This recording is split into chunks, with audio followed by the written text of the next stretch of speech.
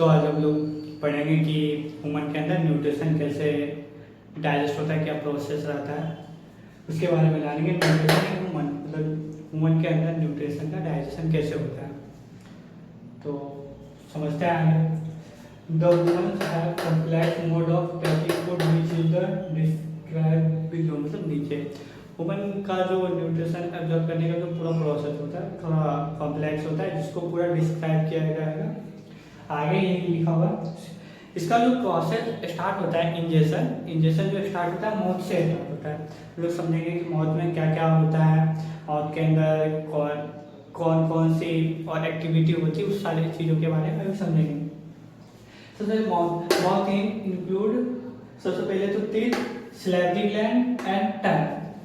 Teeth अपना food को break करने का काम करता है, और ये सैलिवरी ग्लैंड जो है स्लाइवा रिलीज करता है, और टंग का काम होता है फूड को स्लाइवा के साथ मिक्स करना, और टेस्ट बताने का काम भी फूड टंग ही करता है। इसको जैसे टीथ, सैलिवरी ग्लैंड और टंग तीनों को एक साथ बकल कैविटी बोलते हैं। ठीक, अगर आपसे कोई पूछे बकल कैविटी के अंदर क्या क्या आता है, आप बता सकते हैं टंग, टीथ और सैलिवरी ग्लैंड, इसको क्या बोलते हैं बकल कैविटी। उसके अंदर सबसे पहले हम लोग टीथ के बारे में जानेंगे कि टीथ क्या होता है, टीथ का काम क्या होता है, तो उसको समझते हैं। टीथ के बारे में आप लोगों को नॉर्मली पता होगा, जो मुंह के अंदर हम लोग व्हाइट कलर का जो कैल्शियम फॉस्फेट का बना होता है उसको ऐसा टीथ बोलते हैं। ठीक, इसके भी टाइप होते हैं। जैसे आपका जो टीथ होगा, अगर आप लोग गौर से या नोटिस किए होंगे तो टीथ अलग अलग टाइप के आपको नजर आ रहे होंगे, कुछ सामने वाले, पीछे मोलर्स, प्री मोलर्स, ये सबका अलग अलग काम होता है। उसका नाम समझते हैं कि नाम मतलब नाम जानते हैं क्या क्या होता है। सबसे पहले होते हैं मोलर्स, ये हमारे अंदर 6 होते हैं, जो चबाने में जो हेल्प करता है ना, पीछे जो दांत है ये सब चबाने में जो हेल्प करता है उसी को मोलर्स बोलते हैं। प्री मोलर जो चबाने वाले दांत के जस्ट आगे होता है, वो भी हल्का होगा, चबाने में ही काम देता है। कैनाइन ये जो एक किसी चीज को चीरना फाड़ना होता है उसमें काम होता है। इंसीजर का भी वही काम होता है। तो यहाँ तक आप लोगों को समझ में आ गया होगा।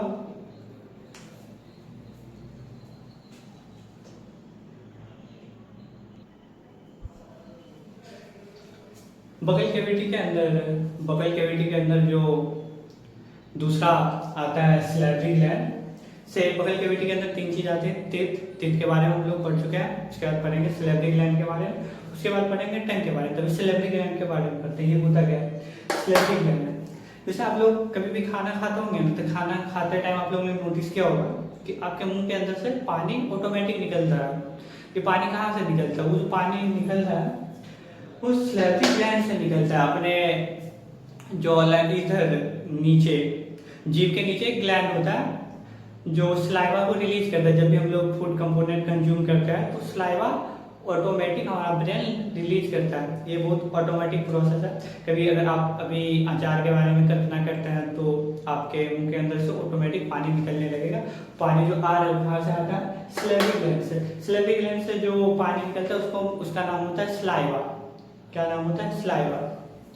Saliva is the secreted by salivary gland located under the tongue। मतलब टंग के नीचे जो salivary gland होता है वहां से saliva निकलता है। उसके salivary gland contains a digestive enzyme salivary amylase which break down starch into sugar। इसमें बताया जा रहा है कि salivary gland जो मुंह के अंदर जो saliva रिलीज करता है उसमें बहुत सारे एंजाइम होते हैं, जिसमें से एक एंजाइम होता है इमाइलेज। इमाइलेज का काम क्या होता है? ये कभी हम लोग रोटी खाते हैं उसके अंदर स्टार्च जो होता है, स्टार्च को अगर आप लोगों ने नोटिस किया होगा, जब रोटी खा रहे हैं और बिना सब्जी के अगर आप रोटी चबाते चबाते रोटी एक समय बाद मीठा लगने लगता है। क्यों? क्योंकि स्टार्च का जो काम होता है, ये रोटी के अंदर स्टार्च होता है, स्टार्च को ब्रेक करता है अपना स्लाइवा जो होता है, इमाइलेज एंजाइम जो होता है वो ब्रेक करता है शुगर में, और शुगर हमको कैसा लगता है? मीठा। इसका प्रोसेस हम बताते हैं आपको। जैसे हम लोगों ने रोटी कंज्यूम किया, उसमें स्टार्च है। अभी स्टार्च को ये जो स्लाइवा है इमाइलेज, ये ब्रेक करेगा ग्लूकोज में।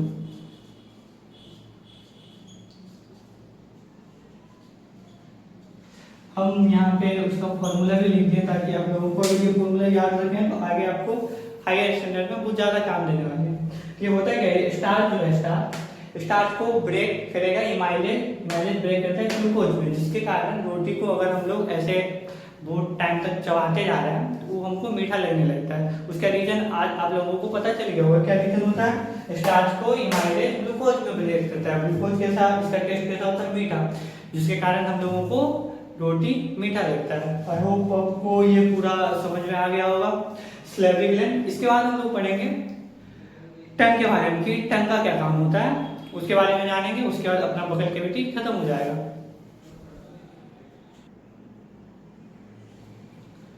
तो हम लोग बकल कैविटी का तीसरा पार्ट पढ़ेंगे, टंग।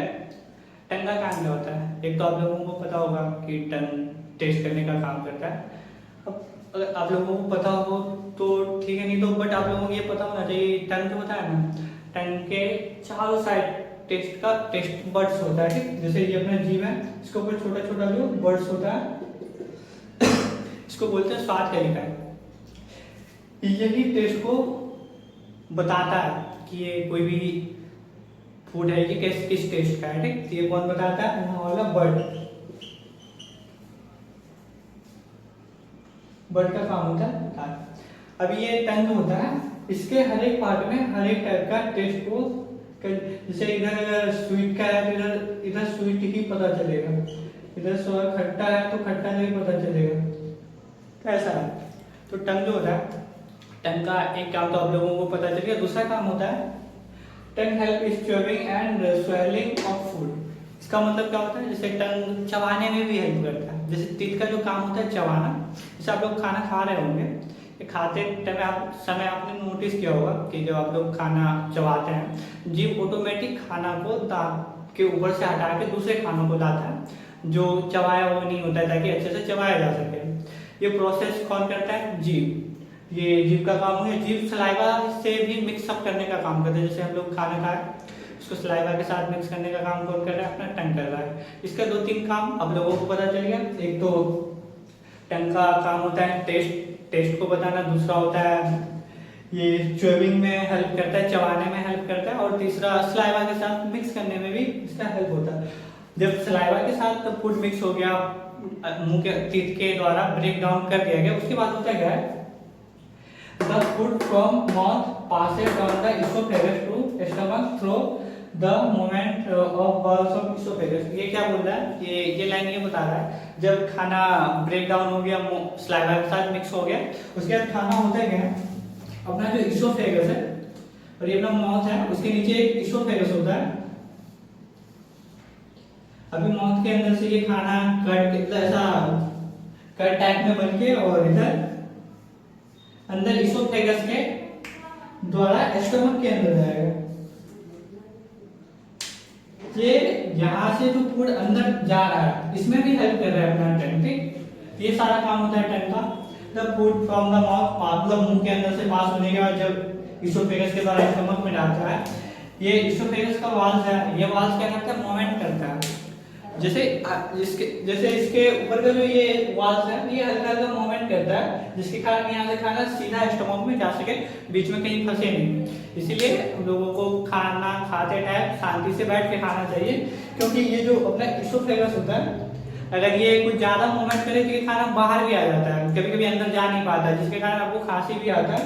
और इसोफेगस से लगा हुआ ये फेफड़े के मतलब ऑक्सीजन लेने के लिए भी होल होता है। कभी कभी खाना उसके अंदर चला जाता है गलती से, कहीं खाना खाते टाइम अगर आपका ध्यान कहीं और हो, उस टाइम क्या होता है, जैसे आपको खाना खाते खाते अचानक से खाना बाहर फेंकना पड़ जाता है। इसका काम क्या होता है, ये हवा वाले एरिया में चला जाता है, जहाँ से ऑक्सीजन अंदर अप डाउन करता है, उस वाले एरिया में चला जाता है, जिसके कारण हम लोगों को खांसी आ जाता है खाने टाइम। इसलिए हम लोगों को खाते टाइम पूरे कॉन्शियस होकर खाना चाहिए। तो फाइनली हम लोगों का बकल कैविटी खत्म हो गया। बकल कैविटी के अंदर जो 3 पार्ट था, टंग, सैलिवरी ग्लैंड और टीथ, तीनों का काम भी हम लोग पढ़ लिए, नाम भी जान लिए। अभी इससे आगे हम पढ़ेंगे स्टमक के बारे में।